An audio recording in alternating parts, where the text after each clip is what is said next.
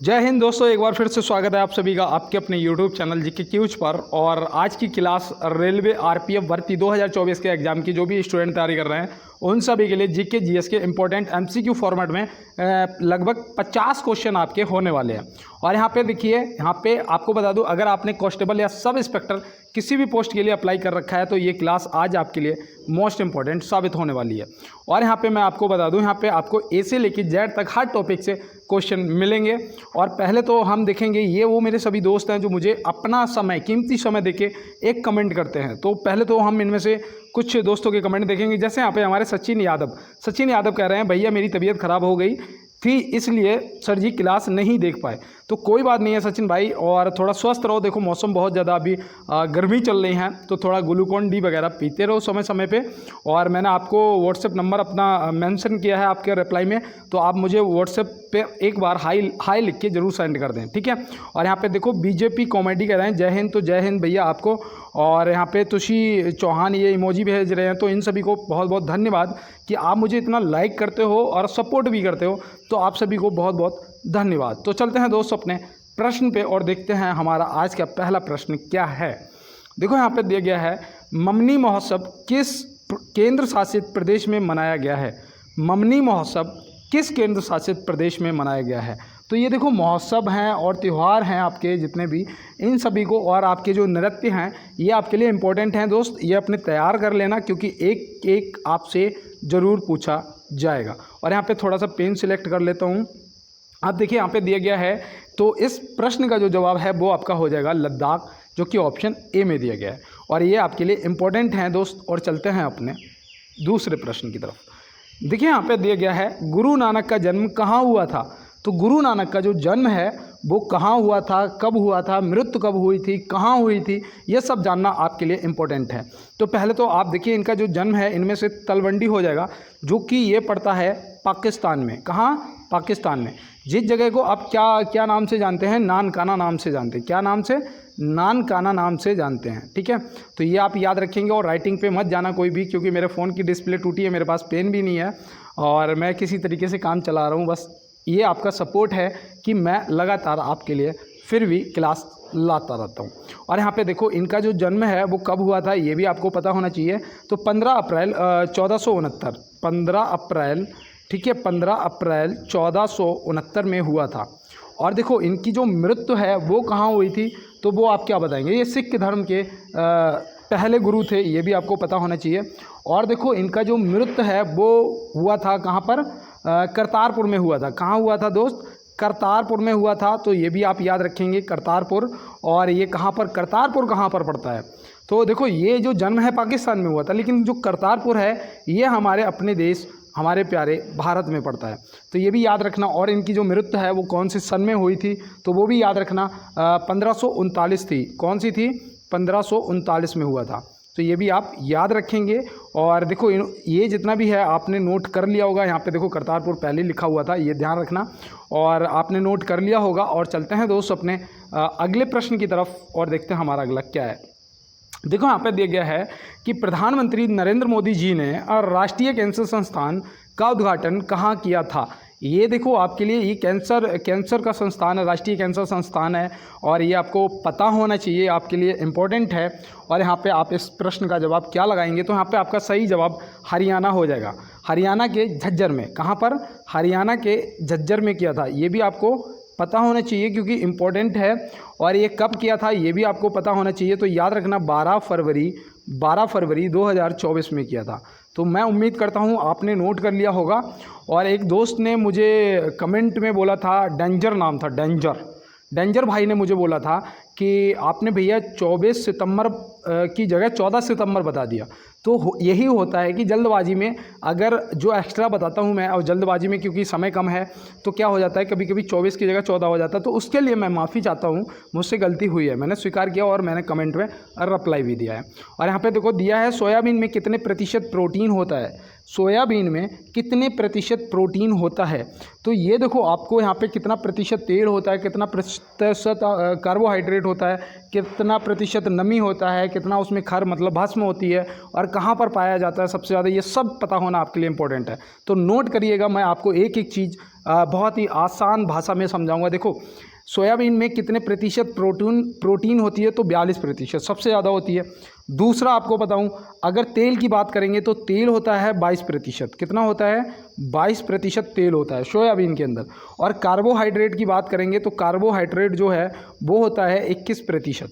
ये आपको पता है। और देखो, अगर आपसे नमी पूछेगा तो आप क्या बताएंगे? 12% जो है वो होती है नमी, ठीक है। और यहाँ पे आपसे अगर भस्म पूछेगा तो वो होती है 5% जो है वो भस्म होती है। तो ये सब नोट कर लीजिएगा और चलते हैं हम अपने अगले प्रश्न की तरफ। तो चलते हैं अपने अगले प्रश्न की तरफ। और देखो, मैंने यहाँ पे आपको ये नहीं बताया था कि जो सोयाबीन है ना, ये सबसे ज़्यादा मध्य प्रदेश में पैदा होता है। कहाँ पर होता है? मध्य प्रदेश में। और इस मध्य प्रदेश को सोया प्रदेश के नाम से भी जाना जाता है। तो आप इतना ध्यान रखेंगे, याद रखेंगे। और चलते हैं अपने अगले प्रश्न पे और देखते हैं हमारा अगला क्या है। देखो, यहाँ पे बोला गया है कि किस खनिज का दूसरा नाम भूरा हीरा है? किस खनिज का दूसरा नाम भूरा हीरा है? देखो, इस प्रकार के प्रश्न जो होते हैं, हमें लगता है कि इनमें से कोई एक सही होगा, लेकिन क्या होगा अगर ये समझ में नहीं आता है तो फिर हम जवाब नहीं कर पाते हैं। तो यहाँ पे जो सही जवाब है वो हो जाएगा लिग्नाइट। लिग्नाइट आपका ऑप्शन सी आपका बिल्कुल सही जवाब हो जाएगा।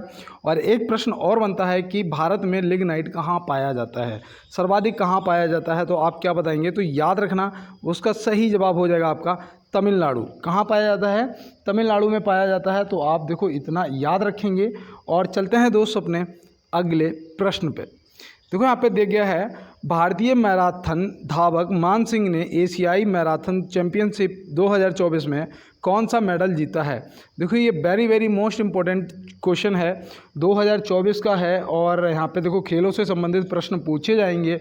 तो भारतीय मैराथन धावक मान सिंह ने एशियाई मैराथन चैंपियनशिप 2024 में कौन सा मेडल जीता है? तो आप बताएंगे यहाँ पे आपका स्वर्ण पदक या फिर गोल्ड मेडल। ऑप्शन ए सही जवाब हो जाएगा। इम्पोर्टेंट भैया इसमें क्या है? इम्पोर्टेंट ये है कि भारत जो है वो 73 साल बाद गोल्ड मेडल जीता है। भारत जो है वो एशियाई मैराथन चैंपियनशिप में 73 साल बाद मेडल जीता है, और वो भी गोल्ड मेडल। गोल्ड मेडल जो है वो 73 साल बाद जीता है। तो आप इतना ध्यान रखेंगे। और चलते हैं अपने अगले प्रश्न पे। एक समुद्री मील की लंबाई कितने मीटर होती है? एक समुद्री मील की जो लंबाई है वो कितने मीटर होती है? तो आप एक चीज़ ध्यान रखेंगे कि अगर वैसे आपसे पूछा जाएगा कि एक मील जो है वो कितने मीटर के बराबर होता है, तो आप क्या बताएंगे? तो आप इजीली बता देंगे 1600 मीटर के बराबर होता है।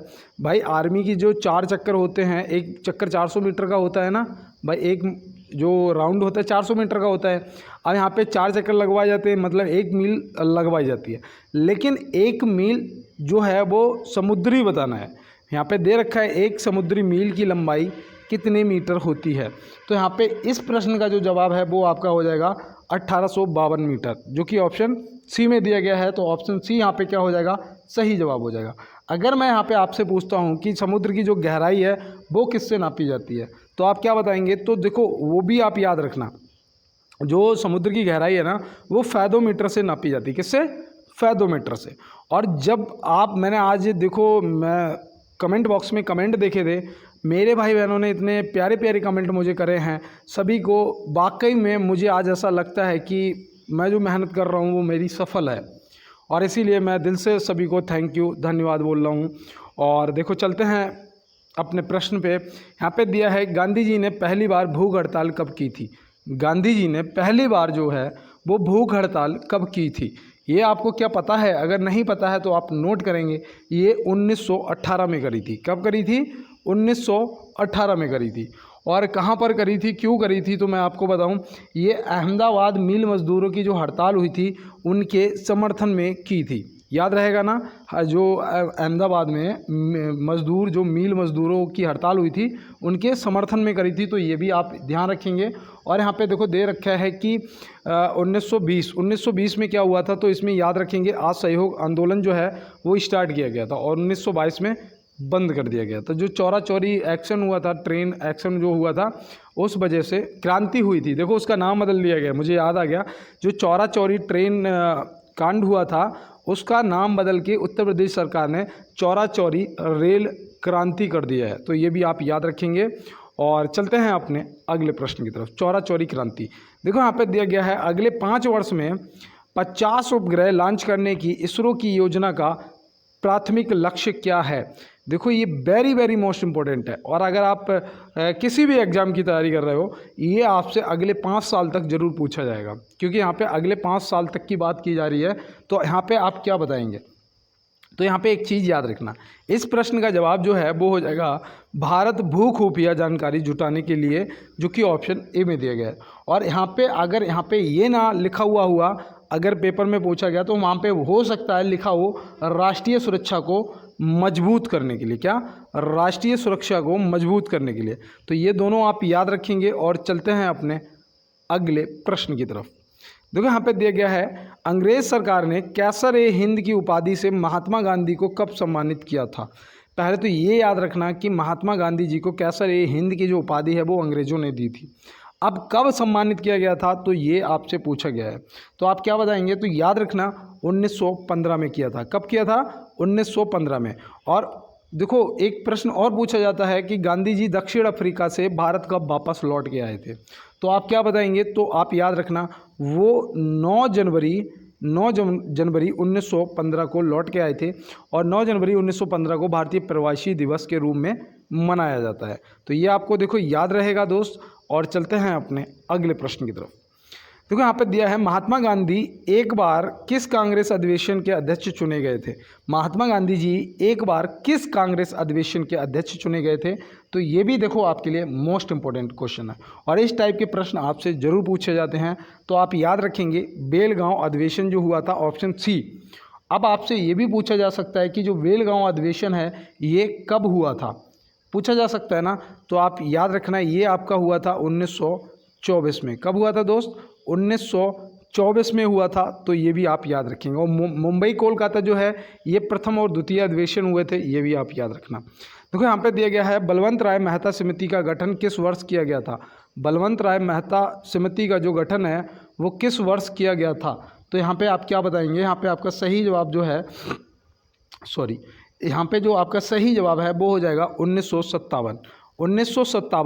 और देखो डेट मैं आपको ज़रूर बताता हूँ, कल मुझसे गलती हुई है उसके लिए मैं माफ़ी चाहता हूँ कि 24 सितंबर की जगह मैं 14 सितंबर बताया गया। पूना पैक्ट जो था महात्मा गांधी और भीमराव अंबेडकर जी के बीच में जो हुआ था, वो मैंने आपको थोड़ा सा एरर हो गया था मुझसे जल्दबाजी में, वो सिर्फ जल्दबाजी में गलती हुई थी। और देखो यही पेपर के अंदर नहीं करना है, प्रश्न को सही से पढ़ना उसके बाद जवाब करना है। तो यहाँ पे आप याद रखना ये 26 जनवरी को हुआ था। कब? 26 जनवरी को। तो ये भी आप याद रखना 26 जनवरी 1957 सही जवाब हो जाएगा। और यहाँ पे देखो ये जो बलवंत राय मेहता समिति है ये क्यों बनी थी, ये बनी थी इसका जो है वो पंचायती राज से संबंध था। किससे? पंचायती राज्य व्यवस्था जो हुई थी, पंचायती राज व्यवस्था, वो बलवंत राय मेहता समिति के द्वारा गठन किया गया था। ये भी आप याद रखना। और चलते हैं अपने अगले प्रश्न की तरफ।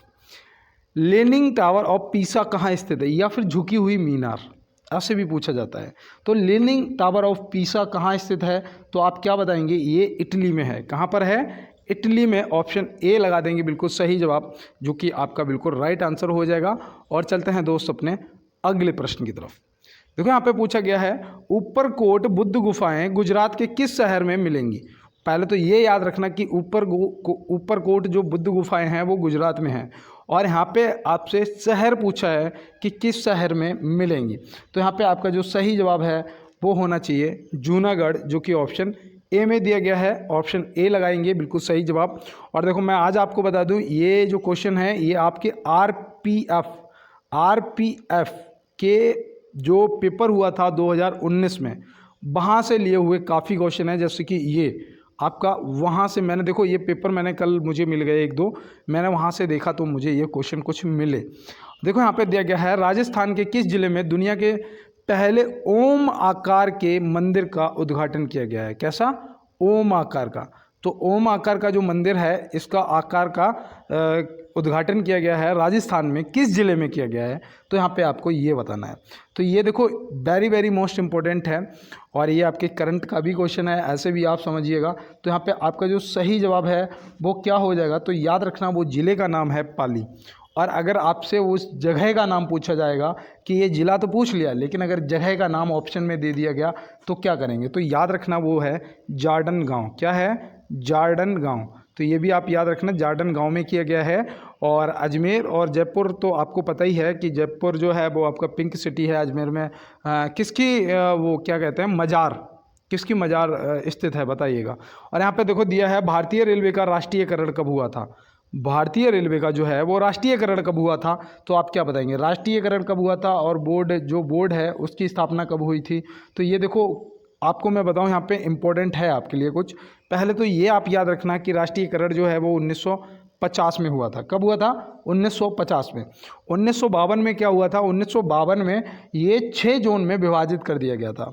ये जो जोनल सिस्टम है वो चालू हो गया था। तो याद रखना जो जोनल सिस्टम है वो 1952 में स्टार्ट हो गया था। अब यहाँ पे आपसे पूछा जाएगा, बोर्ड की स्थापना पूछी जाएगी, जो कि मैंने आपको कल बताया था कि 1905 में हुआ था। कब हुआ था? 1905 में हुआ था। तो ये आप बोर्ड भी याद रखेंगे। और चलते हैं दोस्त अपने अगले प्रश्न की तरफ। देखो यहाँ पे पूछा गया है, आगा खान पैलेस महाराष्ट्र के किस शहर में स्थित है?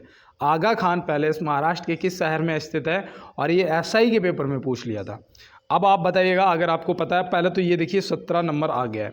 मैं रुकूंगा मात्र 1 मिनट के लिए और सिर्फ इतना कहूँगा कि हो सकता है मेरी बाड़ी पे माँ सरस्वती विराजमान हो और जो भी मुझे सुन रहा है उनका इस बार 100% वो सिलेक्शन होना तय है। और देखो यहाँ पे इस प्रश्न का जो जवाब है, आगा खान पैलेस महाराष्ट्र के किस शहर में स्थित है, तो यहाँ पे आपका जो सही जवाब है वो हो जाएगा पुणे। पुणे आपका ऑप्शन ए यहाँ पे बिल्कुल राइट जवाब हो जाएगा। तो चलते हैं फिर अपने अगले प्रश्न की तरफ और देखते हैं हमारा अगला क्या है। देखो यहाँ पे दिया गया है, चित्तौड़गढ़ के दुर्ग में विजय स्तंभ का निर्माण किसने किया था? चित्तौड़ के दुर्ग में विजय स्तंभ का जो निर्माण है वो किसने किया था? तो यहाँ पे देखो ये आपका बिल्कुल लाइव क्लास चल रहा है और आप सभी का जवाब एकदम से करते जाइएगा। बिल्कुल राइट आंसर यहाँ पे आपको करना है। तो यहाँ पे आपका जो सही जवाब है वो हो जाएगा राड़ा कुंभा। राड़ा कुंभा ऑप्शन बी में दिया है, तो ऑप्शन बी आपका बिल्कुल सही जवाब हो जाएगा। और ये कब करा था? तो आपको मैं बता दूँ, ये 1440 से 1448 के बीच में हुआ था। कब?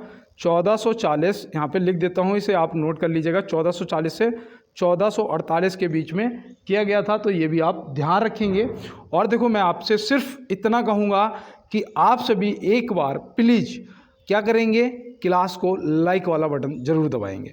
और आप लोगों ने बहुत अच्छा सपोर्ट किया है, खूब लाइक किए हैं, भर भर के लाइक किए हैं, भर भर के सब्सक्राइब किए हैं। तो मुझे बहुत खुशी मिलती है वाकई में, और मैंने इस चीज़ को नोटिस भी किया है। इसलिए मैं अब बहुत कम कहता हूँ कि मुझे पता है जितने भी मेरे नए पुराने दोस्त हैं, जो भी मुझसे नए जुड़ते हैं, वो बिना कहे लाइक शेयर और सब्सक्राइब कर देते हैं। और यहाँ पर देखो दिया है कि एक झील को ठंड के कारण जमना शुरू होती है।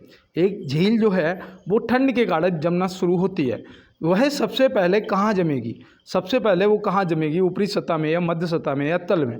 तो याद रखना, कभी आपने देखा हो फ्रीजर में एक कटोरे में बर्फ़ जमने के लिए पानी रखना, और वो पूरी तरीके से जब ना जमा हो तो उसे निकाल के देखना, तो वो क्या होता है, उस टिफ़िन उस कटोरे के ऊपर जो होता है वो जम जाता है और अंदर पानी पानी जैसा मतलब अध जमा रह जाता है। तो कहने का मतलब जो है वो कहाँ जमेगा? सबसे पहले ऊपरी सतह जमेगी, जो कि यहाँ पे ऑप्शन ए में दे रखा है। तो मैं उम्मीद करता हूँ कि ये अब आप कभी भी नहीं भूलेंगे। और चलते हैं अपने अगले प्रश्न पे। कौन से अनुच्छेद में समानता का अधिकार का प्रावधान है? देखो ये अनुच्छेद और भाग मैं आपको जरूर करवाता हूँ, क्योंकि मुझे पता है कि 120% आपसे यहाँ से प्रश्न पूछे जाएंगे। तो यहाँ पे जो आपका बिल्कुल सही जवाब है, आज ये जो समानता का अधिकार आपका है वो हो जाएगा अनुच्छेद 14 में। और देखो अस्पृश्यता का जो उन्मूलन है, अस्पृश्यता का है, वो अनुच्छेद 17 में दिया गया है। तो ये भी आप याद रखेंगे। और बोलने की जो स्वतंत्रता है, आपने देखा हो जो पत्रकार लोग होते हैं, ये जो बोलने की स्वतंत्रता या अभिभाषण के व्यक्त करने की जो स्वतंत्रता होती है वो अनुच्छेद 19 में होती है। तो ये भी आप याद रखेंगे। और देखो 14 साल से कम उम्र के जो बच्चे कारखाने में काम नहीं कर सकते, प्रतिबंध है शोषण के विरुद्ध कानून, जो कि 24 में है, ये भी याद रखना। और 20 और 21 में आपके पर्सनल स्वतंत्रता आ जाती है, और 25 से 28 तक आपके धर्म एवं उन धर्म के प्रचार की जो स्वतंत्रता है वो आ जाती है। तो ये देखो सारे के सारे आप याद रखेंगे। अनुच्छेद 32 में आपको लगभग रोज ही बताता हूँ कि संवैधानिक उपचारों का अधिकार आपका दिया हुआ है। तो ये देखो पूछे जाएंगे दोस्त। और यहाँ पे देखो दिया है कि प्रथम भक्ति आंदोलन का आयोजन किसने किया था? प्रथम भक्ति आंदोलन का जो आयोजन है वो किसने किया था? तो ये देखो, ये भी प्रश्न आपका इंपॉर्टेंट है, आप याद रखना। इसका हो जाएगा रामानुजन, जो कि ऑप्शन ए में दिया गया है। तो ऑप्शन ए यहाँ से आपका क्या हो जाएगा, बिल्कुल राइट जवाब हो जाएगा रामानुजन चार जी। और चलते हैं अपने अगले प्रश्न की तरफ। टोटल आपके 22 क्वेश्चन हो चुके हैं और यहाँ पे क्वेश्चनों की संख्या कितनी है, 50 है। अभी तक जिसने भी लाइक शेयर या सब्सक्राइब नहीं किया है, मैं एक बार आपसे रिक्वेस्ट करता हूँ कि लाइक वाला बटन जरूर दबा दें और चैनल को सब्सक्राइब भी कर लें और शेयर भी कर दें। क्लास को ज़्यादा से ज़्यादा अपने दोस्तों के साथ में यार शेयर करो। इस क्लास को यार वायरल कराना है और आप लोगों का सपोर्ट रहेगा तो वायरल ये 100% होगी, ये मुझे पता है। देखो यहाँ पे दिया है कि किस राजनीतिक पार्टी द्वारा गांव चलो अभियान की शुरुआत की गई है।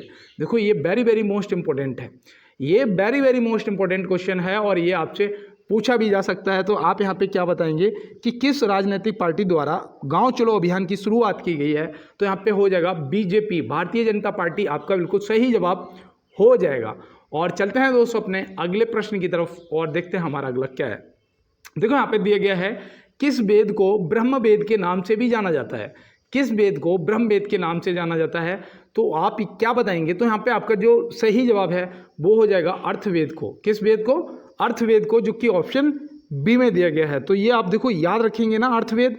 और देखो मैं आपको बता दूं कि आपसे पूछा जाएगा कि गायत्री मंत्र जो है वो कौन से वेद से लिया गया है। तो गायत्री मंत्र आपका ऋग्वेद से लिया गया है, गायत्री मंत्र आपका ऋग्वेद से लिया गया है। और सत्यमेव जयते जो है वो मंडको उपनिषद से लिया गया है। संगीत जो है वो सामवेद से लिया गया है। तो ये छोटी छोटी चीज़ें जो है, छोटे छोटे प्रश्न आपके बनते हैं, ये आपको पता होना चाहिए। और मैं आपको बता दूं कि यहाँ से प्रश्न काफ़ी पूछे जाएंगे। सबसे पुराना वेद आपका ऋग्वेद है, सबसे पुराना वेद आपका ऋग्वेद है, ये भी आप याद रखेंगे। और चलते हैं दोस्तों अपने अगले प्रश्न पे। निम्नलिखित राज्यों में जेमू ग्लेशियर किस राज्य में पाया जाता है। यहाँ पे 4 दे रखे हैं, जम्मू कश्मीर, सिक्किम और पश्चिम बंगाल। और मुझे पता है कि इसमें 100% आप जम्मू कश्मीर लगवाएंगे, क्योंकि जेमू ग्लेशियर यहाँ पे लिखा हुआ है ना, तो जम्मू कश्मीर लगा देंगे।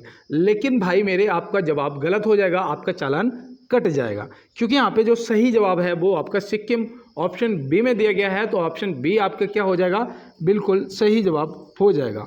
तो चलते हैं फिर अपने अगले प्रश्न की तरफ और देखते हैं हमारा अगला क्या है। और देखो आपका पश्चिम बंगाल यहाँ पे याद रखना दे रखा है, जो कि यहाँ पे आपका सुंदरवन डेल्टा भी है, सुंदरी वृक्ष भी पाए जाते हैं और गंगा ब्रह्मपुत्र का ये डेल्टा बनाती है, ये भी आप याद रखना। और देखो यहाँ पे दिया है कि पानीपत की तीसरी लड़ाई में अहमद शाह अब्दाली ने किसे हराया था। पहले तो आपको ये पता होना चाहिए कि पानीपत के 3 युद्ध हुए थे। पहला आपका हुआ था 1526 में, दूसरा हुआ था 1556 में और तीसरा हुआ था 1761 में। अब यहाँ पे आपको तीसरा युद्ध पूछा गया, मतलब 1761 की बात हो रही है, 1761 की बात हो रही है। तो यहाँ पे देखो अहमद शाह अब्दाली ने मराठाओं को हराया था, ऑप्शन सी आपका सही जवाब हो जाएगा। पहले युद्ध में क्या हुआ था, पहले युद्ध में जो कि 1526 में हुआ था, इसमें इब्राहिम लोदी और बाबर का युद्ध हुआ था। बाबर जो है मैं आपको बताऊं, आक्रांता बाबर जो है ये भारत में जब आया था, इसका पहला युद्ध जो था तो ये 1526 में आया था और 1526 में इसका युद्ध हुआ था। 1526 में इसका पहला युद्ध हुआ था जिसमें इब्राहिम लोदी हार गया था। और दूसरा युद्ध जो है ये अकबर और हेमू के बीच में हुआ था, हेमचंद या हेमू, जो कि 1556 में हुआ था। तो इसमें हेमू की हार हुई थी। तो यहाँ पे देखो आपके 3 के 3 युद्ध कंप्लीट हो गए और इन सभी युद्धों को आप नोट भी करेंगे। चलते हैं अपने अगले प्रश्न पे। और देखो यहाँ पे वेरी वेरी मोस्ट इंपॉर्टेंट है और ये बड़ा आराम से पूछ लिया जाता है और हम क्या करते हैं, कभी कभी जवाब इसका गलत कर देते हैं। यहाँ पे पूछा गया है फुटबॉल टीम में कितने खिलाड़ी होते हैं। फुटबॉल टीम में कितने खिलाड़ी होते हैं।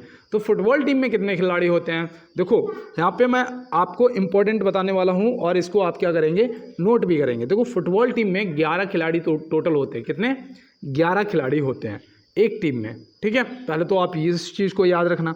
दूसरा मैं आपको बता दूँ, हॉकी और क्रिकेट, हॉकी और क्रिकेट इन दोनों में भी 11-11 खिलाड़ी खेलते हैं एक टीम में, ये आप याद रखोगे ना। अब देखो यहाँ पे आपको मैं बताऊं कि 9 खिलाड़ी जो है ना ये बेसबॉल में होते हैं। किस में होते हैं, बेसबॉल की टीम में होते हैं, ये भी आप याद रखना। और देखो सबसे ज़्यादा रग्बी फुटबॉल पूछा जाता है, सबसे ज़्यादा रग्बी फुटबॉल पूछा जाता है, क्योंकि ये इसमें क्या होता है, इसमें 15 खिलाड़ी होते हैं, जो कि यहाँ तक हम नहीं सोचते हैं। यहाँ तक हम लोग बहुत कम सोचते हैं कि यार क्या 15 खिलाड़ी भी हो सकते हैं। ऑप्शन में 10, 11 या 9, 8, 7 मिलते हैं और हम टिक कर देते हैं। रग्बी फुटबॉल में 15 खिलाड़ी होते हैं। और देखो बास्केटबॉल में भी याद रखना, बास्केटबॉल यहाँ पे रह ही जा रहा है, बेसबॉल बता दिया ना, बास्केटबॉल रह जा रहा है। तो बास्केटबॉल में 5 खिलाड़ी होते हैं। कितने होते हैं? 5 खिलाड़ी होते हैं। तो ये भी आप याद रखना। और चलते हैं अपने अगले प्रश्न की तरफ। देखो यहाँ पे दिया गया है, एक मिनट, यहाँ पे दिया गया है कि भारत में एकल नागरिकता की अवधारणा किस देश के संविधान के आधार पर अपनाया गया है। तो मैं आपको बताऊं, देखो एकल नागरिकता और दोहरी नागरिकता ये दो होते हैं। पहली चीज़ तो ये याद रखना, एकल नागरिकता का मतलब है आपकी जिस देश में रहेंगे वहाँ अगर एकल नागरिकता है तो आपको सिर्फ एक नागरिकता लेके रह सकते हैं। दोहरी नागरिकता जैसे कि अमेरिका है, अमेरिका में आप अमेरिका और भारत के हैं तो भारतीय, मतलब दोहरी नागरिकता लेके रह सकते हैं। तो यहाँ पे देखो भारत में हमारे सिर्फ एक नागरिकता की, अगर भारत के हो तो भारत में रहोगे, अदरवाइज नहीं। ठीक है, तो यहाँ पे देखो आपका जो यहाँ पे पूछा गया है कि एकल नागरिकता की जो अवधारणा है वो किस देश के संविधान के आधार पर अपनाया गया है। तो यहाँ पे आप क्या लगाएंगे, तो यहाँ पे आपका यूनाइटेड किंगडम हो जाएगा, यूनाइटेड किंगडम। तो किंगडम मतलब इंग्लैंड, जो कि ऑप्शन ए दिया गया है आपका बिल्कुल सही जवाब हो जाएगा। तो चलते हैं फिर अपने अगले प्रश्न की तरफ। और देखो 1 मिनट के लिए, मात्र 1 सेकंड के लिए, 1 सेकंड के लिए, क्योंकि मैंने आपको बोला है ना मेरा फ़ोन दिक्कत दे जाता है। यहाँ पे देखो दिया है ट्रेन टू पाकिस्तान किस खेल द्वारा किस लेखक द्वारा लिखी गई पुस्तक है। ट्रेन टू पाकिस्तान इम्पॉर्टेंट है मेरे भाई, ट्रेन टू पाकिस्तान इम्पॉर्टेंट है। तो ये आप क्या बताएंगे, तो इसका सही जवाब जो आपका है train to Pakistan, Khushwant Singh option A. अब मैं आपसे पूछता हूँ कि ये कब प्रकाशित हुई थी, तो आप क्या बताएंगे भैया। एसआई वाले भाई लोगों मेरे प्लीज़, जितने भी कांस्टेबल और एसआई वाले हैं प्लीज़ इसका जवाब करिएगा कि ये कब प्रकाशित हुई थी। अगर नहीं पता है तो आप नोट करिएगा, ये प्रकाशित हुई थी 1956 में। और देखो अगर किसी क्वेश्चन में कोई एरर हो जाता है तो आप मुझे कमेंट बॉक्स में ज़रूर सूचित करेंगे, क्योंकि जल्दबाजी में देखो मैं कोशिश करता हूँ कि 50 क्वेश्चन आपके 30 मिनट के अंदर अंदर ख़त्म कर दें। देखो यहाँ पे दिया है किस राज्य के किस राज्य के कच्ची खरेक को जीआई टैग से सम्मानित किया गया है। ये भौगोलिक संकेतक होता है। तो यहाँ पे आप बताइए किस राज्य के कच्ची खरेक को जीआई टैग से सम्मानित किया गया है, और जीआई टैग आपको याद होने चाहिए यार। और यहाँ पे देखो आप इसका सही जवाब जो है वो क्या लगाएंगे, गुजरात। ऑप्शन ए आपका बिल्कुल सही जवाब हो जाएगा। और देखो उत्तर प्रदेश की आपको याद रखना है तिरंगा बर्फी आपसे जरूर पूछा जाएगा, और ये बनारस की है। कहाँ की? बनारस की तिरंगा बर्फी, और देखो बनारस का पान। तो ये दोनों आप कोई याद कर रहा है मुझे, तो ये देखो आप याद रखेंगे। और चलते हैं अपने अगले प्रश्न की तरफ।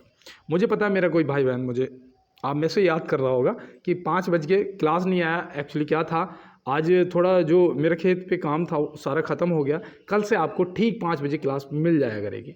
और आज ये क्लास थोड़ा हो सकती है कि 6 बजे तक अपलोड कर पाऊँ।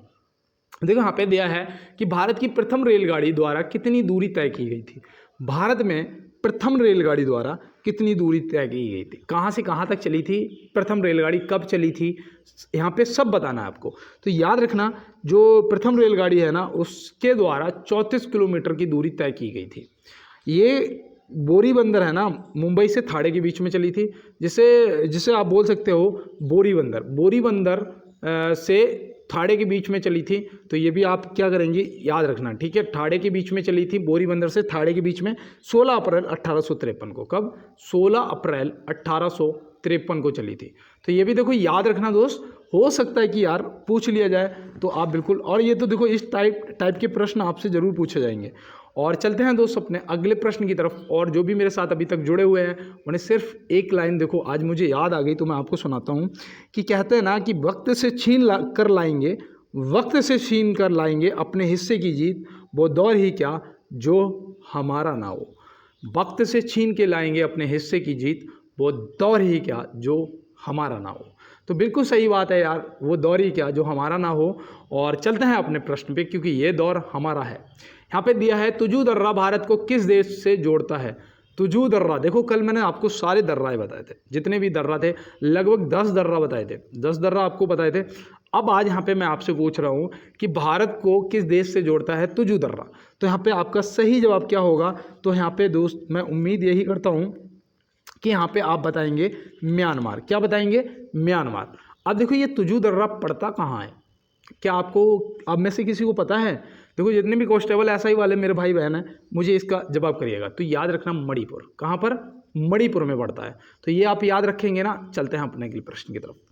भारत की लवण नदी के नाम से जानी जाती है, सॉल्ट नदी, लवण नदी के नाम से कौन जाना जाता है? तो भारत की लवण नदी के नाम से कौन जाना जाता है? तो इनमें से आपको क्या बताना है? लूनी, जो कि ऑप्शन सी आपका यहाँ पे बिल्कुल सही जवाब, करेक्ट आंसर हो जाएगा। तो मैं उम्मीद करता हूँ ये प्रश्न भी आपने नोट कर लिया होगा। और चलते हैं मेरे हीरो अपने अगले प्रश्न की तरफ। जबलपुर किस नदी के तट पर स्थित है? देखो ये मैं पता आपको रोज क्यों कराता हूँ, मैं इसीलिए आपको रोज कराता हूँ कि मुझे पता है कि यहाँ से प्रश्न आपसे जरूर घुमा घुमा के पूछ लिए जाएंगे। तो याद रखना जबलपुर जो है ना आपका, ये नर्मदा नदी के तट पर स्थित है। ऑप्शन बी यहाँ पे सही जवाब हो जाएगा। आपसे देखो यहाँ पे मैं आपको बताऊं, एक आपसे वो पूछा जाता है गुवाहाटी।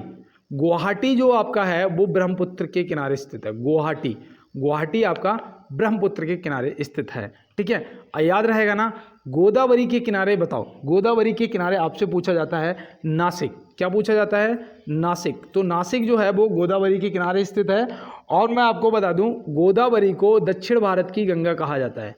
दक्षिण भारत की गंगा गोदावरी को कहा जाता है। तो ये भी आप याद रखेंगे। और चलते हैं दोस्त फिर अपने अगले प्रश्न पे और देखते हैं हमारा अगला क्या है। मैटूर बांध किस राज्य में स्थित है? मैटूर बांध किस राज्य में स्थित है? तो मैटूर बांध यहाँ पे पूछ दिया गया है ना, तो आप क्या बताओगे? कौन सी नदी पर स्थित है ये भी बता देना। ठीक है, तो अगर पता है तो ठीक है, आपने कर दिया होगा तमिलनाडु, जो कि ऑप्शन सी में। अब यहाँ पे देखो कौन सी नदी पर स्थित है, ये भी आप याद रखना है। ये नदी है कावेरी। कौन सी नदी है? कावेरी नदी पर स्थित है। क्या आपको याद रहेगा? और देखो कल आपको रिवीजन क्लास मिलेगी, कल संडे है ना। अब कोई छुट्टी नहीं होगी क्योंकि पेपर अगस्त से सितंबर के बीच में हो जाएगा, पूरी उम्मीद है मुझे।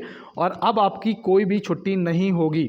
ठीक है, अगर मुझे कोई इंपॉर्टेंट काम है, मैं देखो अकेला बंदा हूँ, इसलिए हो सकता है कि लेट हो जाऊँ, लेकिन आपको क्लास जरूर मिलेगी। और साथ में आपको मैं बता दूँ, ये 34 नंबर क्वेश्चन आ गया। एक बार 17 पे रुकता हूँ, एक बार 34 पे, सिर्फ इतना कहने के लिए कि मेरी जबान पे माँ सरस्वती विराजमान हो और आपका सिलेक्शन हो जाए।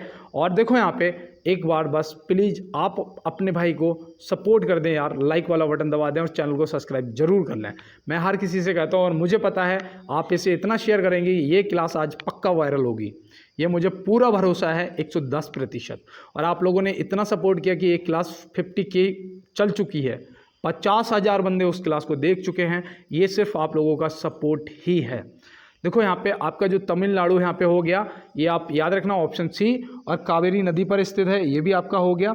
और देखो यहाँ पे मैं आपको बताऊँ, महाराष्ट्र में कौन सा बांध स्थित है? महाराष्ट्र में तो कोयना बांध जो है आपका है ना, कोयना बांध। तो कोयना बांध याद रखना आपका महाराष्ट्र में स्थित है, तो ये आपको याद रहेगा ना। और देखो हीराकुंड बांध जो है वो आपका उड़ीसा में स्थित है।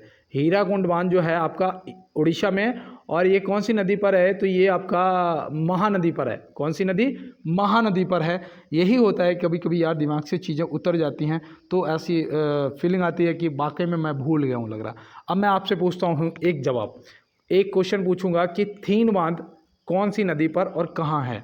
थीन बांध पता है क्या? नहीं पता है तो नोट करो, ये रावी नदी पर है। कौन सी नदी पर? रावी नदी पर। और ये कहाँ पर पड़ता है? तो ये देखो आपका पठानकोट में पड़ता है। कहाँ पर? पठानकोट में पड़ता है। तो ये भी आप याद रखेंगे। तो चलते हैं फिर अपने अगले प्रश्न पे और देखते हैं हमारा अगला क्या है। देखो ये तो इम्पोर्टेंट हो गई क्योंकि यहाँ पे आयुष्मान कार्ड की बात आ गई है। तो यहाँ पे देखो पहले तो ये समझो कि प्रधानमंत्री जन आरोग्य योजना के अंतर्गत कितने आयुष्मान कार्ड जारी किए गए हैं। तो ये वेरी वेरी मोस्ट इम्पोर्टेंट है। इससे क्या होता है, आपको 10 लाख तक का इलाज मिलता है और इसका वाकई में बहुत ज़्यादा फ़ायदा है। मैं अपने डैडी के साथ लगभग 1 महीने हॉस्पिटल में रहा। मेरे पास ये कार्ड नहीं था, लेकिन इस कार्ड से फ़ायदे जो लाभ हैं वो मैंने देखे हैं कि मैं जाता था 150 रुपये या 200 रुपये, कोई भी जांच अगर डॉक्टर लिखता था तो हर घंटे पे लिखता था, करवा के लाता था, जिसका मुझे 200 से 300 रुपये पे करना होता था। दवा भी लाता था, उसका भी पैसा देना होता था। आयुष्मान अगर कार्ड आपके पास है तो कोई पैसा नहीं देना आपको, चाहे वो दवा 1000 की आए, चाहे वो जाँच आपकी 50,000 की हो, आपका बिल्कुल फ्री इलाज होगा। इस चीज़ को ध्यान रखना। और वो ऐसा नहीं है कि सरकारी में ही, प्राइवेट भी कहीं भी आप करवा सकते हैं। ठीक है, अब देखो इसका जो अंतर्गत कितने आयुष्मान कार्ड जारी किए जा चुके हैं, तो याद रखना 30 करोड़, और जो लक्ष्य है वो है 50 करोड़ जारी करने का। कितना 50 करोड़। तो यहाँ पे आप याद रखना, यहाँ पे जो सही जवाब है वो आपका 30 करोड़, ऑप्शन बी सही जवाब हो जाएगा। तो चलते हैं अपने अगले प्रश्न पे। एक सामान्य मनुष्य में खून की मात्रा होती है, एक सामान्य पुरुष में खून की जो मात्रा होती है, ऑप्शन में आपको यही मिलेगा 5 से 6 लीटर, जो कि ऑप्शन सी आपका यहाँ पे बिल्कुल सही जवाब हो जाएगा। तो चलते हैं फिर अपने अगले प्रश्न की तरफ और देखते हैं हमारा अगला क्या है। कार्ल मार्क्स की पुस्तक का नाम क्या है? कार्ल मार्क्स की जो पुस्तक है उसका नाम क्या है? और ये देखो इंपॉर्टेंट है, कई बार पूछी जा चुकी है। और ये मैं आपको यहाँ पे बताऊँ ये कब प्रकाशित हुई थी, तो ये भी आपको पता होना ज़रूरी है। तो आप पहले तो याद रखना कि दास कैपिटल है। कौन सी? Das Kapital. अब देखो यहाँ पे प्रकाशित की अगर बात करेंगे कि ये दास कैपिटल प्रकाशित कब हुई थी, तो ये हुई थी 1867 में। कब हुई थी दोस्त? 1867 में। और हिंद स्वराज और मेरे सपनों का भारत, ये किसकी रचना है? तो ये याद रखना, ये हैं हमारे महात्मा गांधी जी। महात्मा गांधी जी की रचना है और इनकी ये इम्पोर्टेंट। और देखो माई एक्सपेरिमेंट विद द तुथ, वो भी याद रखना।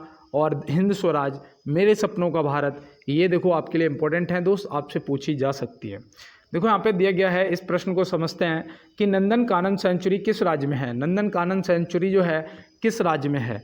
ये आपको अगर पता है तो आप करिएगा, और नहीं पता है तो आप क्या करेंगे, तो आप सीधा नोट करेंगे भैया उड़ीसा में है। कहाँ पर? और उड़ीसा में, जो कि ऑप्शन बी यहाँ पे आपका बिल्कुल सही जवाब हो जाएगा। ऑप्शन बी आपका क्या सही जवाब हो जाएगा। अगर मैं आपसे पूछता हूँ कि सुंदरवन राष्ट्रीय उद्यान कहाँ पर है? सुंदरवन राष्ट्रीय उद्यान, तो अभी मैंने बताया था सुंदरवन की कभी भी बात की जाए, सुंदरवन या सुंदर वृक्ष, सुंदरी वृक्ष, ये सब सुंदरवन का जो डेल्टा वो भी आपका पश्चिम बंगाल में है। कहाँ पर? पश्चिम बंगाल में। तो ये आपको याद रहेगा ना दोस्त, भूल तो नहीं जाओगे ना। काजीरंगा कहाँ है बताओ? काजीरंगा राष्ट्रीय उद्यान, तो ये आपका असम में पड़ता है। काजीरंगा आपका असम में।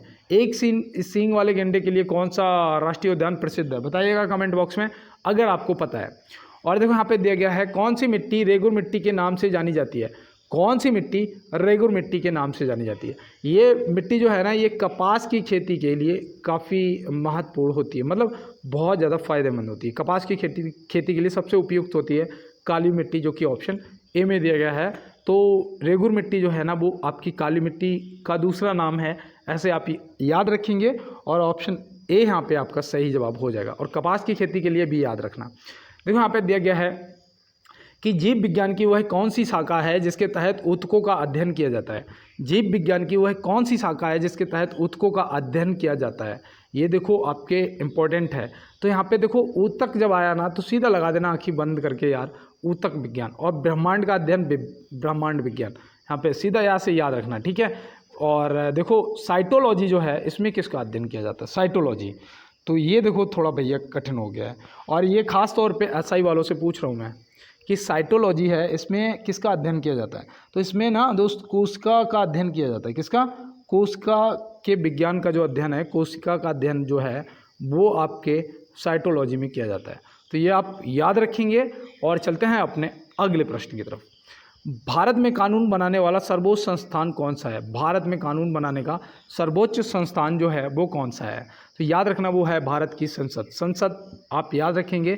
और देखो भारत की संसद का नाम संसद ही है, लेकिन जापान की संसद भी पूछी जाती है कि जापान की संसद का नाम क्या है? तो आप क्या बताएंगे? डायट नाम होता है। क्या होता है? डायट, ठीक है।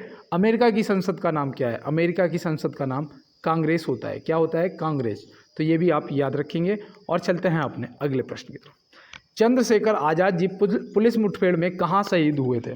चंद्रशेखर आज़ाद जी जो हैं वो पुलिस मुठभेड़ में कहाँ शहीद हुए थे?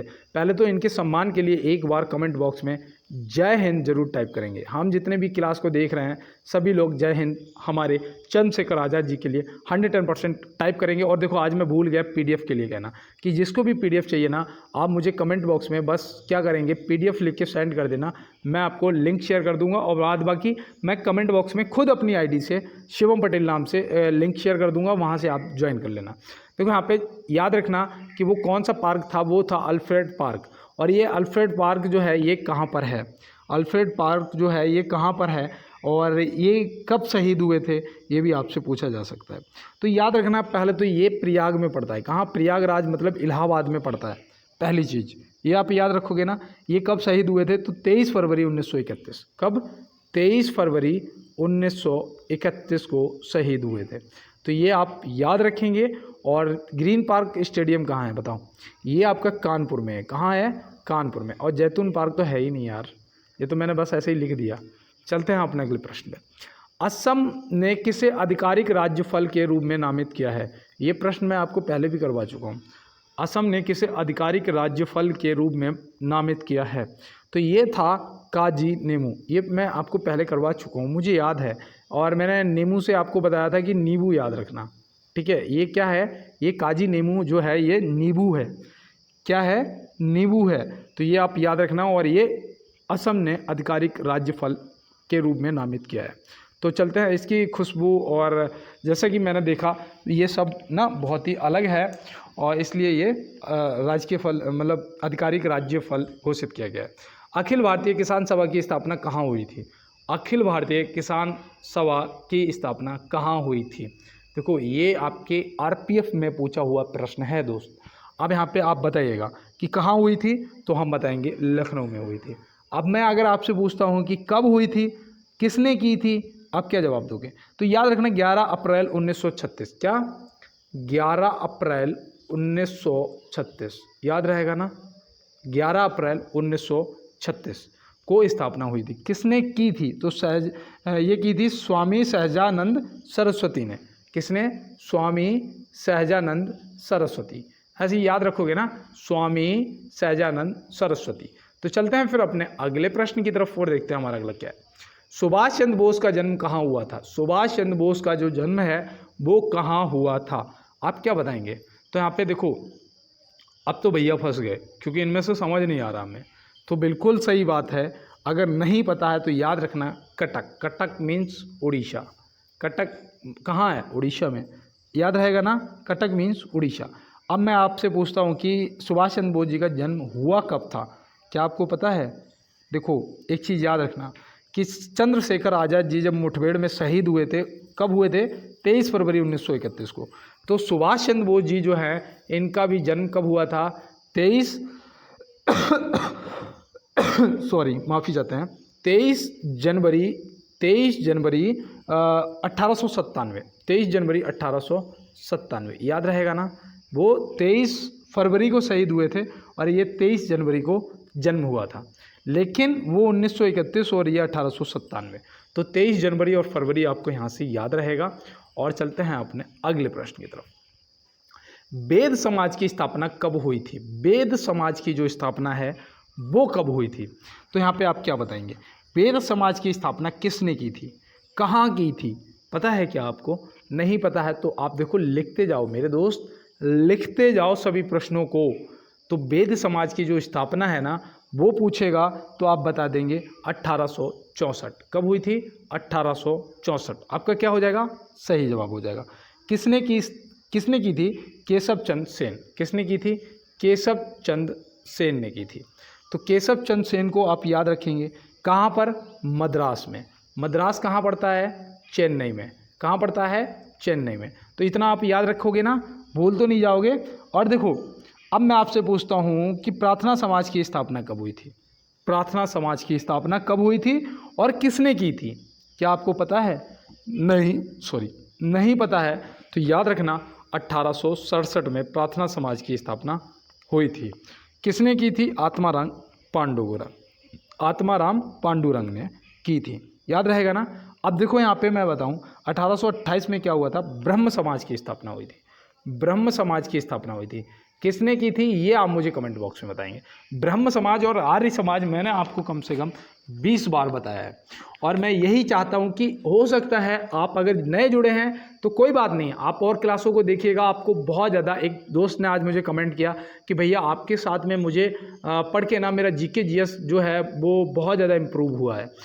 जब मुझे पता है मेरा यूट्यूबर बनने का कोई सपना नहीं है, कोई शौक़ नहीं है मुझे, लेकिन मैंने जब मैं चैनल बना रहा था तो एक यूट्यूबर को मैंने कहते हुए सुना था कि जिस दिन आपके कमेंट बॉक्स में ये आ जाए एक कमेंट कि बहुत अच्छा या गुड या वेरी गुड, तो समझ जाना कि आप लोगों को समझ आ रहे हैं। तो जब इस प्रकार से आप मुझे कमेंट करते हैं तो मेरा मोटिवेशन बहुत ज़्यादा बढ़ जाता है। मुझे लगता है कि वाकई में अब मैं आपको समझा सकता हूँ। तो मैं अच्छा और भी कंटेंट लाने के लिए कोशिश करता हूँ। देखो यहाँ पे दिया है, बिना अपील, बिना वकील तथा बिना दलील कानून कहा गया था। ये ऐसा कानून था कि अंग्रेज़ क्या करते थे, पकड़ते थे और सीधा जेल में। क्यों पकड़ रहे हैं, क्यों जेल डाल रहे हैं, क्या कर रहे हैं, कुछ नहीं बताते थे। कोई केस नहीं है फिर भी जेल जाओ, ये ऐसा कानून था। मतलब कि कहते हैं ना कि अंधा कानून, कोई मतलब नहीं है। तो यहाँ पे आप, ये कौन सा कानून था, रौलट एक्ट, जो कि ऑप्शन बी में दिया गया। और ये देखो कहते हैं ना यार, ये लुटेरे थे, ये लूटने आए थे, ये हर तरीके से अत्याचार कर रहे थे। मैं आपको बताऊं, मेरी संगत जो है ना, मेरी संगत जो है वो नव युवकों से कम, नए लड़कों से कम बाबाओं की संगत है। मैं बुजुर्गों में बैठता हूँ या फिर संतों के संग में, ज़्यादातर संतों के संग में रहता हूँ। आप कमेंट बॉक्स में अभी देखेंगे, जब मैं लिंक शेयर करूँगा टेलीग्राम ग्रुप की, तो जब आप ज्वाइन करने के लिए वहाँ पे देखोगे मेरे साथ में मेरे एक जो गुरुजी हैं, मेरे बोल सकते हैं, मैं खैर उनके लेवल का नहीं हूँ, वो मेरे गुरुजी हैं, मैं उनका चेला हूँ। आप देखेंगे उनका फ़ोटो होगा मेरे साथ में। तो मैं ज़्यादातर बाबाओं की संगत में, मैंने इनको कहते हुए सुना है, मैंने पढ़ा तो है ही, लेकिन कहते हुए सुना है कि जब ये अंग्रेज़ गांव से गुजरते थे ना, जब रोड से गांव से गुजरते थे, अगर कोई बच्चा इंकलाब जिंदाबाद या भारत माता की जय बोल देता तो क्या होता था, इनकी राइफ़ल के ऊपर जो चाकू नहीं लगा होता है, बच्चा कितना भी बड़ा होता है, उन्हें उससे मतलब नहीं था, वो हत्यारे थे ना, सीधा उछालते थे और नीचे वो राइफ़ल कर देते थे, बच्चा उसमें आर पार हो जाती थी। समझ रहे हो ना, क्या अत्याचार किया होगा इन लोगों ने। और इन सब से हमें बचाने के लिए कितने क्रांतिकारियों ने अपनी जान दे दी यार। और आज हम लोग स्वतंत्र हैं, कुछ भी बोल देते हैं, कुछ भी कर देते हैं और बच जाते हैं। लेकिन वाकई में जिन लोगों ने देखा है ना, वो इसका मोल जब बताते हैं ना, तो उनकी आंखों से आंसू आ जाते हैं यार। और मैंने इस चीज़ को महसूस किया है उन लोगों के फेस से कि क्या कष्ट रहे होंगे जब हम गुलाम थे। तो इसलिए थोड़ा यार इस स्वतंत्रता का फ़ायदा उठाओ और अपने देश को आगे लेके जाओ। अपने देश के लिए कुछ करो यार। कुछ नहीं कर सकते हो, इतना करो कि लोगों का भला करो, लोगों का भला करो, प्यासे को पानी पिला दो, सबसे बड़ा पुण्य है। लेकिन कुछ करो। तो यहाँ दिया है कि मैं एक क्रांतिकारी के रूप में कार्य करता हूँ, ये कथन किसका है? मैं एक क्रांतिकारी के रूप में कार्य करता हूँ, ये कथन किसका है? तो ये कथन पंडित जवाहरलाल नेहरू जी, जो कि हमारे फर्स्ट प्राइम मिनिस्टर थे। ये किसका है? जो हमारे फर्स्ट प्राइम मिनिस्टर थे। और ये आप याद रखेंगे। और चलते हैं अपने अगले प्रश्न की तरफ। तो यहाँ पे दिया गया है, किस केंद्रीय मंत्री ने हैदराबाद के सलार जंग संग्रहालय में 5 नई गैलरी का उद्घाटन किया है? देखो, जो क्लास छोड़ चुके होंगे दोस्त, क्या ये प्रश्न उन्हें मिलेगा? नहीं मिलेगा। ये हो सकता है पेपर में पूछ लिया जाए, क्योंकि ये करंट का क्वेश्चन है। और यहाँ पे आप क्या बताएंगे? यहाँ पे आपका देखो, यहाँ पे जो राइट ऑप्शन है वो हो जाएगा जी किशन रेड्डी, जो कि ऑप्शन बी में दिया गया है। तो चलते हैं दोस्त अब अपने लास्ट क्वेश्चन पे। और ये आज की क्लास का लास्ट है कि हर्मिट ऑफ शिमला किसे कहा जाता है। ये लास्ट क्वेश्चन है कि हर्मिट ऑफ शिमला किसे कहा जाता है। तो यहाँ पे आपका जो सही जवाब हो वो हो जाएगा ए ओ ह्यूम जी, जो कि ऑप्शन ए में दिया गया है। तो ऑप्शन ए यहाँ से क्या हो जाएगा आपका बिल्कुल और राइट आंसर हो जाएगा। और आज की क्लास में जुड़ने के लिए सभी दोस्तों का बहुत बहुत धन्यवाद। और मिलते हैं दोस्त नेक्स्ट क्लास में नेक्स्ट क्वेश्चनों के साथ में। तब तक के लिए सभी को जय हिंद।